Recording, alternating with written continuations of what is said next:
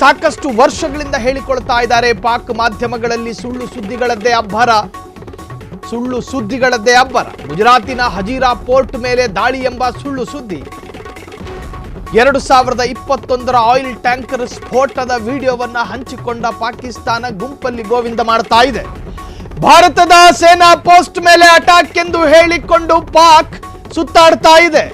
ಆದರೆ ಇದೆಲ್ಲ ಸುಳ್ಳು ಎಂದ PIB fact check. 20 Raj battalion ಹೆಸರಿನ ಯಾವುದೇ ಯೂನಿಟ್ ಇಲ್ಲ. ಭಾರತ ಮತ್ತು ಪಾಕಿಸ್ತಾನ ಎರಡು ದೇಶಗಳ ನಡುವೆ ನಡೆಯುತ್ತಿರತಕ್ಕಂತಹ ಅಧಿಕೃತ ಯುದ್ಧ. ಪಾಕಿಸ್ತಾನ ತಿಳಿದುಕೊಂಡಿರಬಹುದು ಭಾರತ ನಮ್ಮ ಮೇಲೆ ಮಾಡ್ತಾ ಇರುವಂತಹ ಯುದ್ಧ ಅಂತ. ಖಂಡಿತ ಅಲ್ಲ. ಪಾಕಿಸ್ತಾನದ ಭಯೋತ್ಪಾದನಾ ಚಟುವಟಿಕೆಗಳ ಮೇಲೆ ಭಾರತ ನಡೆಸ್ತಾ ಇರತಕ್ಕಂತಹ ಘನ ಗಂಭೀರ ಅಧಿಕೃತ ಯುದ್ಧ ಇದು. ನೀವು ಮಾಡ್ತಾ ಇರೋದು ಮಾತ್ರ ಭಾರತೀಯ ಪ್ರಜೆಗಳ ಮೇಲಿನ ಯುದ್ಧ. ಭಾರತ ನಿಮ್ಮ ಮೇಲೆ ಮಾಡ್ತಾ ಇಲ್ಲ, ನಿಮ್ಮಲ್ಲಿರ್ತಕ್ಕಂತಹ ಭಯೋತ್ಪಾದನಾ ಸಿದ್ಧಾಂತದ ಮೇಲೆ ದಾಳಿ ಮಾಡ್ತಾ ಇದೆ. ಭಾರತೀಯ ಪ್ರಜೆಗಳು ಅತ್ಯಂತ ಸುರಕ್ಷಿತರಾಗಿದ್ದಾರೆ. ಮನಸ್ಸು ಬಂದಾಗ ತಿಂಡಿ ಮಾಡ್ತಾ ಇದ್ದಾರೆ, ತನಗೆ ಕಂಡ ಅಂಗಡಿಯಲ್ಲಿ ಟೀ ಕುಡಿತಾ ಇದ್ದಾರೆ. ಆದ್ರೆ ಪಾಕಿಸ್ತಾನದಲ್ಲಿ ಇದೆಲ್ಲ ಸಾಧ್ಯ ಆಗ್ತಾ ಇಲ್ಲ.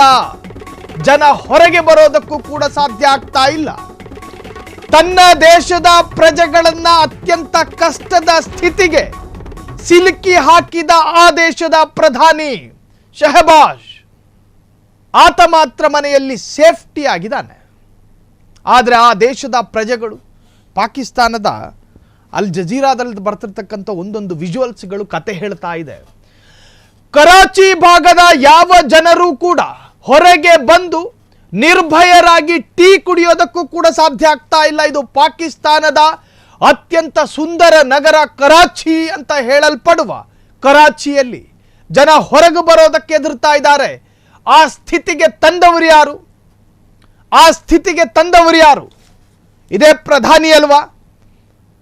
ಪೆಹಲ್ಗಾಮ್ನಲ್ಲಿ ನರಮೇಧ ಆಯ್ತಲ್ಲ, ಅದಾದ ನಂತರ ಇದೇ ಪ್ರಧಾನಿ ಯಾವ ಕ್ರಮವನ್ನ ಕೈಗೊಂಡ್ರು? ನಮಗೂ ಭಯೋತ್ಪಾದನೆಗೂ ಸಂಬಂಧ ಇಲ್ಲ ಅಂತ ಹೇಳಿ ಬಾಯಿ ತೆವಲಿಗೆ ಹೇಳ್ಕೊಂಡಿದ್ದು ಮಾತ್ರ ಅಲ್ಲ, ದಿನಕ್ಕೆ 40 ಬಾರಿ ಹೇಳ್ತಾ ಇದ್ದ ಆ ಮನುಷ್ಯ ಪಾಕಿಸ್ತಾನಕ್ಕೂ ಭಯೋತ್ಪಾದನೆಗೂ ಸಂಬಂಧ ಇಲ್ಲ ಅಂತ. ಈ ನಾಯಿಗಳನ್ನ ದೇಶದಿಂದ ಹೊರಗಾಗ್ತೀನಿ ಅಂತ ಹೇಳಿ ಒಂದು ಸರಿಯಾದ್ರೂ ಹೇಳ್ದ ಇಲ್ಲ. ಭಾರತ ಕಾಯ್ತು, ಪಾಕಿಸ್ತಾನ ಇದಕ್ಕೆ ವಿರುದ್ಧವಾದ ಭಯೋತ್ಪಾದಕರ ವಿರುದ್ಧ ಯಾವುದಾದ್ರೂ ಕ್ರಮವನ್ನು ತೆಗೆದುಕೊಳ್ಳುತ್ತಾ ಅಂತ. ಆದರೆ ಆ ಕ್ರಮ ಆಗಲಿಲ್ಲ.